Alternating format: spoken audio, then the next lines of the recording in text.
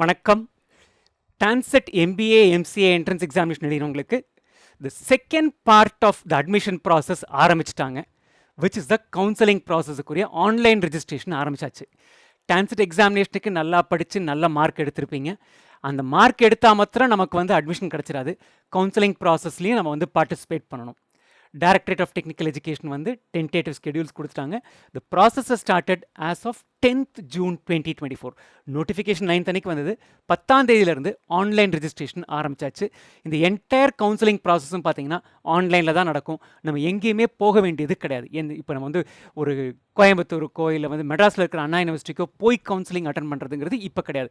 இப்போ இருக்கிற எல்லா கவுன்சிலிங்குமே ஆன்லைன் கவுன்சிலிங்காக மாறிடுச்சு. ரைட், நம்ம இப்போ online registration is right now live. நீங்கள் இப்போ கூட பண்ணலாம். இந்த வீடியோ பார்த்து முடிச்ச உடனே நீங்கள் பண்ண முடியும்.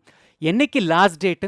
4th July is the last date to submit your application and upload your certificates. அந்த 2 ப்ராசஸும் கம்ப்ளீட் பண்ணாதான் நம்ம சைடில் இருந்து நம்ம கவுன்சிலிங்கில் பார்ட்டிசிபேட் பண்ணுற ரெஜிஸ்ட்ரேஷனை ஆரம்பிச்சிருக்கோன்னு அர்த்தம். இது எல்லாத்தையும் அவங்க வெரிஃபை பண்ணிவிட்டு எப்போ ரேங்க் லிஸ்ட் பப்ளிஷ் பண்ணுவாங்க? 22nd July rank list publish பண்ண போகிறாங்க. ஏதாவது அதில் டிஸ்கிரிபன்சிஸ் கிரீவன்சஸ்லாம் இருந்ததுன்னா இந்த பீரியடில் அதை basically you can get it address. ரொம்ப இருக்காது. சப்சிக்வெண்ட்லி கவுன்சிலிங் ஆரம்பிக்கும். எம்சிஏக்கு முதல்ல கவுன்சிலிங் முடியும், அதுக்கப்புறம் எம்பிஏக்கு வரும். அந்த டேட்ஸு இன்னும் அனௌன்ஸ் பண்ணல. டிப்பிக்கலாக இந்த டைமில் அனௌன்ஸ் பண்ணுவாங்க. ரைட், அந்த ரேங்க் லிஸ்ட் வரும்போதே நமக்கு வந்து எப்போ கவுன்சிலிங் விண்டோ இருக்குங்கிறது தெரிய வரும். இந்த கவுன்சிலிங் எத்தனை ஃபேஸில் இருக்குது? அவங்க நிறைய படம் போட்டிருப்பாங்க. But broadly we can classify it into 4 phases. நம்ம கொடுக்குற இன்புட் ஃபர்ஸ்ட் ஃபேஸ், அவங்க அதுக்கப்புறம் ரெஸ்பாண்ட் பண்ணுறது செகண்ட் ஃபேஸ், அதுக்கப்புறம் ஒரு இன்ட்ராக்டிவ் ஃபேஸ் ஒன்று இருக்கும், அதுக்கப்புறம் பேசிக்லி நமக்கு வந்து இதுதான் நமக்கு அட்மிஷன் கிடச்சிருக்கு அப்படின்னு சொல்கிற ஃபேஸாக இருக்கும். Will look at that. Right, இங்கே வந்து will look at the phases. The first one is essentially the online registration phase. Right, அது எப்படிங்கிறத ஒரு நிமிஷத்தில் நம்ம பார்க்க போகிறோம். இந்த ஆன்லைன் ரெஜிஸ்ட்ரேஷன் ஃபேஸ் முடித்தோடனே சைமல்டேனியஸாகவே சர்டிஃபிகேட்ஸ் அப்லோட் பண்ணுவோம். என்னென்ன சர்டிஃபிகேட்லாம் தேவை, அது எப்படி இருக்கணும் எல்லாத்தையுமே we will look at it in a while. So இந்த 2 ஃபேஸாக அவங்க சொன்னது வந்து இஸ் எசென்ஷியலி நம்ம கொடுக்குற இன்புட். ரைட், நம்ம வந்து ஒரு யூசர் நேம் எடுக்க போகிறோம், பாஸ்வேர்ட் போட போகிறோம், நம்மளோட பேர், ஊர், ஃபோட்டோலாம் கொடுக்க போகிறோம், அப்படி சர்டிஃபிகேட்ஸும் அப்லோட் பண்ண போகிறோம். ஸோ இது 2 ஒரு ஃபேஸாக நம்ம கன்சிடர் பண்ணிக்கலாம். நம்ம கொடுக்குற இன்புட் எல்லாத்தையுமே வந்து ரெட்டில் டினோட் பண்ணியிருக்காங்க. அவங்க நமக்கு கம்யூனிகேட் பண்ணுறது எல்லாமே வந்து க்ரீனில் சொல்லியிருக்காங்க. இன்ட்ராக்ஷன் இருக்கிற ஃபேஸஸ் நம்மளும் இன்புட் கொடுப்போம், அவங்களும் நமக்கு இன்ஃபர்மேஷன் கொடுப்பாங்கன்னா அதை வந்து ப்ளூவில் கொடுத்துருக்காங்க. அதனால் அதுக்கு 2 ஆரோ இருக்குது இந்த இதில் பார்த்தீங்கன்னா. ரைட், இப்போ இந்த ஃபஸ்ட் ஃபேஸில் நம்ம ரிஜிஸ்டர் பண்ணுறோம், பண்ணிவிட்டு சர்டிஃபிகேட் அப்லோட் பண்ணியாச்சு. அவங்க அதுக்கப்புறம் சர்டிஃபிகேட் வெரிஃபிகேஷன் முடிச்சு ஆன்லைன்லேயே சர்டிஃபிகேட் வெரிஃபிகேஷன் முடியும், எல்லா பக்காவாக இருக்குது, ஒன்றும் பிரச்சனை இல்லை அப்படின்னு சொல்லிட்டாங்கன்னா அவங்க வந்து திஸ் இஸ் ஃபேஸ் 2. ரைட், அவங்க வந்து ரேங்க் லிஸ்ட் வந்து அப்லோட் பண்ணி சொல்லிடுவாங்க. இதுதான் உங்கள் ரேங்க் அப்படின்னு சொல்லுவாங்க. உங்கள் ஓவரால் ரேங்க் எவ்வளவு, கம்யூனிட்டி ரேங்க் எவ்வளவு, இது எல்லாமே நமக்கு தெரிஞ்சு போயிடும். தெரிஞ்சவொடனே நமக்கு ஒரு ஐடியா கிடைக்கும். இந்த ரேங்க் இருக்குது, நமக்கு வந்து என்ன காலேஜ் கிடைக்கும், போன வருஷம் என்ன ஆச்சு அப்படிங்கிறதெல்லாம் தெரிய வரும். அந்த போன வருஷம் என்ன ஆச்சு, இந்த ரேங்க்குக்கு இந்த மார்க்குக்கு என்ன காலேஜ் கிடைச்சது அப்படிங்கிறது எங்கே பார்க்குறது? அது இங்கே காட்டுறேன் பாருங்கள்.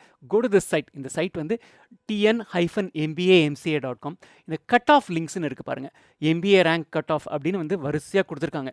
எம்பிஏ ரேங்க் ஃப்ரம் 2020 to 2023 4 வருஷம் என்ன ஆச்சுன்னு நமக்கு தெரிஞ்சிடும். ஸோ இது 5ஆவது வருஷம். இந்த வருஷம் போன வருஷம் மாதிரியோ இல்லை 22 மாதிரியோ எக்ஸாக்டாக இருக்குமா? இருக்காது. இது ஒரு இண்டிகேட்டர். நம்ம ஸ்டூடெண்ட்ஸ் வந்து இந்த வருஷம் எவ்வளோ மார்க் எடுத்திருக்காங்க, இந்த வருஷம் பேப்பர் எப்படி ஈஸியாக இருந்து, எத்தனை பேர் இந்த வருஷம் கவுன்சிலிங்க்கு அப்ளை பண்ணுறாங்க, இது எல்லாத்தையும் பேஸ் பண்ணி தான் நமக்கு வந்து இந்த வருஷம் இந்த காலேஜ் கிடைக்குமா கிடைக்காதான்னு தெரியாது. போன வருஷம் ஃபார் எக்ஸாம்பிள் 140வது ரேங்க் ஒரு காலேஜ் கிடைச்சிருக்குன்னா இந்த வருஷம் உங்கள் ரேங்க் 138 இருந்து அந்த காலேஜில் கிடைக்குமா? அதிக வாய்ப்புகள் இருக்குது போன வருஷம் படி இந்த வருஷமும் இருந்தால். ஃபார் ஆல் யூ நோ, இந்த வருஷம் அந்த காலேஜ் வந்து பிளேஸ்மெண்ட்ஸ் நல்லா இருந்திருக்கலாம். நிறைய ஸ்டூடெண்ட்ஸ் அந்த காலேஜ் இருக்கிற ஊர்லேருந்து அந்த காலேஜுக்கு வந்து அப்ளை பண்ணுறதுக்கு இஷ்டப்பட்டிருக்கலாம். ஸோ அதனால் 128லேயே இந்த வருஷம் கட் ஆஃப் முடிஞ்சு அந்த 138 உங்களுக்கு இருந்துமே கிடைக்காம போகிறதுக்கு வாய்ப்பு இருக்குது. ஸோ இதை வந்து நீங்கள் ஒரு இண்டிகேட்டராக எடுத்துக்கங்க, ஒரு பெஞ்ச் மார்க்காக. ஓகே, 3-4 வருஷம் இப்படி நடந்திருக்கு, போன வருஷம் மாதிரியே இந்த வருஷமும் இருந்தால் கிடைக்கிறதுக்கு வாய்ப்பு இருக்குது அப்படின்னு எடுத்துங்க. சில பேர் என்ன நினைப்பாங்க, போன வருஷம் 140 கட் ஆஃப், எனக்கு 138 இருக்குது, இங்கே கேரண்டீடாக கிடைக்கும் அப்படின்னு வந்து ஒரு கனவு கோட்டை கட்டிடுவாங்க. ஸோ அதனால் நம்ம அந்த ஒரு கோல் செட் பண்ணிடுவோம், ஆனால் கிடச்சிரும் அப்படின்னு. அதுக்கு ஆகாமல் போகிறதுக்கு ஒரு சின்ன வாய்ப்பு இருக்குங்கிறத ஞாபகம் வச்சுங்க.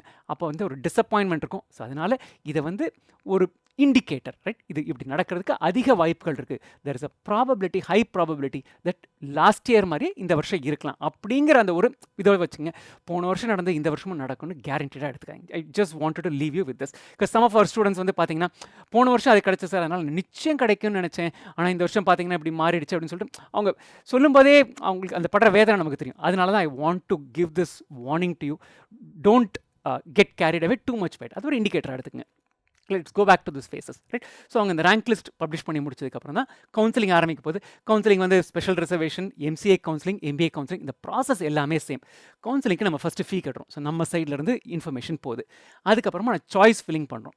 ஸோ போன வருஷம் அந்த ரேங்க் லிஸ்ட்லாம் இருக்கு இல்லையா, அதை பேஸ் பண்ணி ஓகே எனக்கு இந்த காலேஜ் கிடைக்கிறதுக்கு வாய்ப்பு இருக்குது, எனக்கு இந்த காலேஜ் வேணும் அப்படின்னா அதை first choice, second choice, third choice அப்படின்னு நம்ம சாய்ஸ் ஃபில்லிங் பண்ண போகிறோம். அதுக்கப்புறம் அந்த அவங்க என்ன பண்ணுவாங்க, அவங்க ஃபஸ்ட்டு ரேங்க் ஸ்டூடெண்ட்லேருந்து வரிசையாக அலாட்மெண்ட் பண்ணிட்டு வருவாங்க. உங்களோட ரேங்க் ஃபார் எக்ஸாம்பிள் 140 எடுத்துங்களேன். 140வது ஸ்டூடெண்ட் அந்த சிஸ்டம் உங்களோட எடுத்து பார்க்கும். அப்போ உங்களோட ஃபஸ்ட்டு சாய்ஸ் என்ன இருக்கோ அதில் வந்து அவைலபிலிட்டி இருக்குது அப்படின்னு வச்சுங்க. ஓப்பன் கேட்டகரியிலையோ இல்லை உங்களோட கம்யூனிட்டி கேட்டகரியிலையோ அந்த அவைலபிலிட்டி இருந்தால் உங்களுக்கு அதை அலோகேட் பண்ணி முடிச்சிடும். சப்போஸ் நீங்கள் ஃபஸ்ட்டு கேட்ட காலேஜ் வந்து சீட் இல்லை அப்படின்னா உங்களோட செகண்ட் சாய்ஸை போய் பார்க்கும். ஓகே செகண்ட் சாய்ஸ் அவைலபிளாக இருந்தால் அதை கொடுத்துரும். செகண்டும் இல்லைன்னா தேர்டுக்கு போய் உங்களுக்கு கொடுக்கும். சரி, this is how the tentative allotment happens.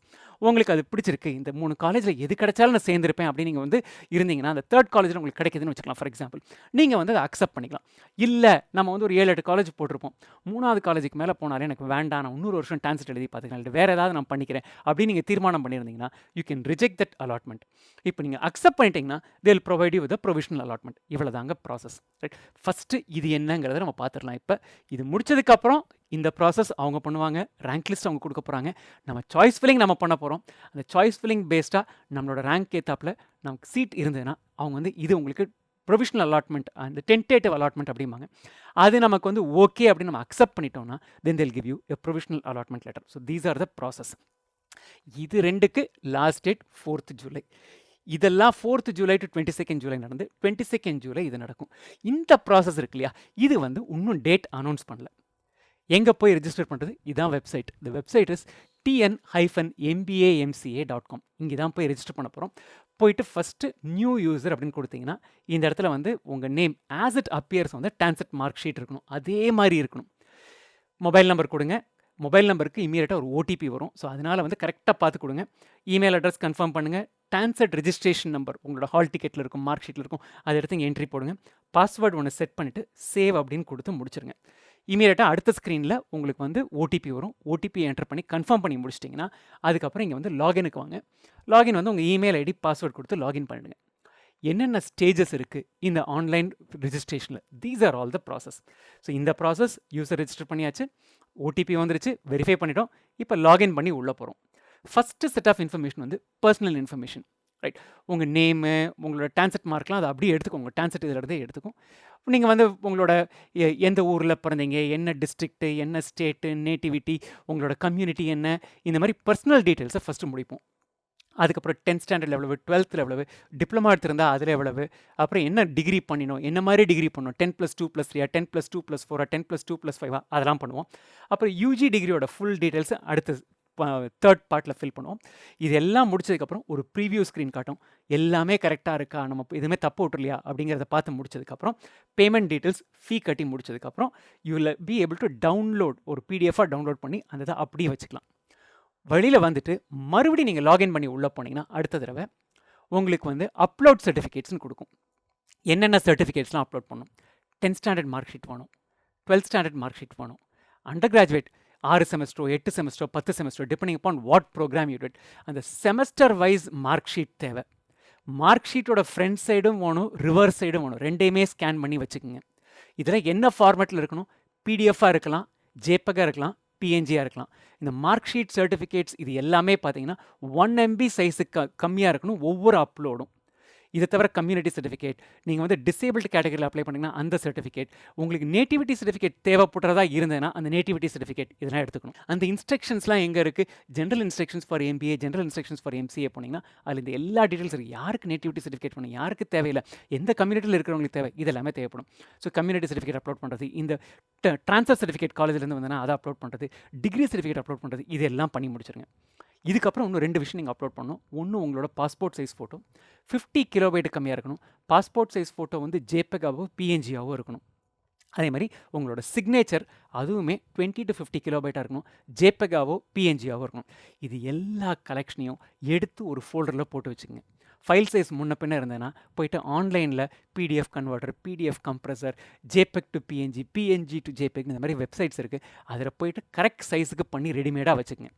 வச்சுட்டு அப்லோட் சர்டிஃபிகேட்னு போட்டு அப்லோட் பண்ண ஒவ்வொன்றா கரெக்டாக பார்த்து அப்லோட் பண்ணிட்டு அந்த நீங்கள் அப்லோட் பண்ணி முடித்தோடனே அதோட ஒரு சின்ன தம்ப்நெயில் வரும். அதை பார்த்து கரெக்டாக இந்த சர்டிஃபிகேட் தான் அப்படிங்கிற மாதிரி தெரிஞ்சிடும். சப்போஸ் 10th 12th மார்க் ஷீட்டை நீங்கள் வந்து டிஜிலாக்கர்லேருந்து டவுன்லோட் பண்ணியிருக்கீங்க, ஆன்லைன் மார்க் ஷீட்டாக இருக்குன்னா அதை போய்ட்டு உங்கள் பிரின்சிபல்கிட்ட அட்டஸ்ட் பண்ணி வாங்கணும். ஆக்சுவல் சர்டிஃபிகேட்டாக இருந்ததுன்னா நம்ம ஸ்கேன் பண்ணால் போகிறோம். டவுன்லோடட் சர்டிஃபிகேட்ஸாக இருந்ததுன்னா you need to get it attested. So இது எல்லாத்தையுமே ப்ராப்பராக பண்ணி எடுத்து அப்லோட் பண்ணி முடிங்க. அப்லோட் பண்ணி முடிச்சுட்டு ஒரு தடவை 1க்கு 2 தடவை வெரிஃபை பண்ணுங்கள். உங்கள் ஃப்ரெண்ட்ஸு, அக்கா, தம்பி, அண்ணன் யாராவது இருந்தாங்க இல்லை பேரண்ட்ஸ் இவங்களை விட்டு ஒரு தடவை வெரிஃபை பண்ண சொல்லுங்கள். இப்போ ஃப்ரீஸ் அப்லோடுன்னு அந்த இடத்துல சொல்லும்.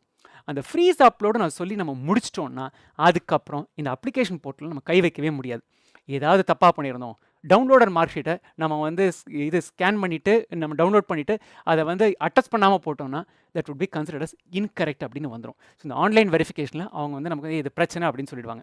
ஸோ அதனால் நீங்கள் இந்த ஃப்ரீஸ் போடுறதுக்கு முன்னாடி எல்லாத்தையுமே பக்காவாக ஒரு தடவை பார்த்துட்டு எல்லாம் கரெக்டாக இருக்குது ஃப்ரீஸ் பண்ணிட்டீங்க அப்படின்னீங்கன்னா உங்களுக்கு வந்து this process of step 1 and step 2 right, இந்த ஃபேஸஸ் 1 and 2 இருந்தது இல்லையா, அது 2 முடிஞ்சிருச்சு. நமக்கு இன்னும் இன்றைக்கி we are on the 15th to 20th of June விண்டோவில் இருக்கும் இந்த வீடியோ உங்களுக்கு நீங்கள் பார்க்கும்போது.